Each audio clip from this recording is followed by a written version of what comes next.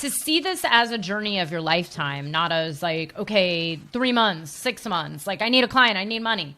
It's not. It's like you have to see the big picture of everything is exponential growth, right? Like it compounds, everything adds up over time. And the more you put yourself out there and the more you show up consistently, the more you're able to run the 4-minute mile, which by the way, my jaw dropped because my fastest mile that I had ever run was like just under sub 7. It was like 6:45 and I was coughing up blood from my lungs. Oh my gosh. And it was on Fifth Avenue. It was the Fifth Avenue cool. mile. Yeah, I've heard of that. Yeah, you know about that one. But no, I love this. And I'm curious. So, because I know you also are on a very similar path of working with psychedelics, and you've had your history and you've done the whole festival circuit. And I know you've done the whole spiritual psychedelic circuit as well. I'm curious, can you tell the audience a little bit about your path into how you discovered psychedelics and how you think they actually have played a part in the way you approach life? Because, you were an endurance athlete, you still are, you're now, a coach and, really into life optimization and business. And I'm curious, did the psychedelics at all play a part on your life journey, do you think? Well, I would say my first psychedelic experience was not with compound.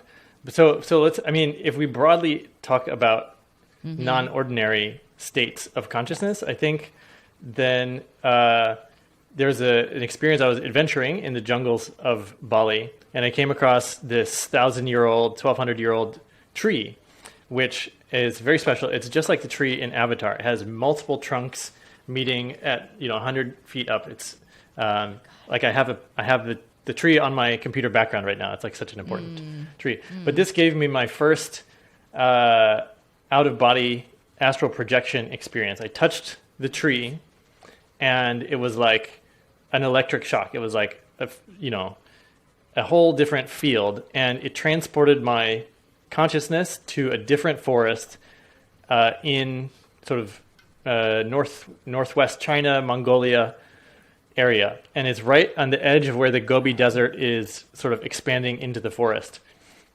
And I got this quest, this mission from this magic tree that was, first it was like, you haven't been spending enough time in nature. Like you used to do this all the time, because I grew up, I was in the woods camping all the time, Boy Scouts. And so the tree was like, first you've kind of lost touch with nature a little bit. So we need you to go back into nature and reconnect.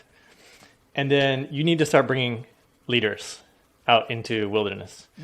Take them on adventures, let them, realign with nature, with the forest, with the planet, and all of these things, because we're hitting this wall. Our thinking is boxed in because of cubicles and living in boxes and all of these things. So you have to unbox people's thinking. You have to bring them out, shift their neurons. You have to do all these things. And so I had this mission from the tree, and I started my adventure quest business, and was, that's how that started, was just a magic tree told me to. Oh my God. I did not know this. I'm like, yes. And this podcast is definitely more about non-ordinary states, not about just psychedelic medicines as we know them. Because I agree, like some of my most profound experiences growing up that led to, everything else were things that I still cannot explain at this time. I don't know what it was. It's, one of my earliest memories was about, I think, 8 or 9 years old. And it was some sort of an activation. I have no idea what from. I will never fully understand it that I know of, but something had shifted internally at that moment. And I remember it clear as day at such a young age. And, and I wasn't worried about it, but it's like, I just saw the world differently from that point forward. And then of course the actual psychedelics came in later on and then the rest is history.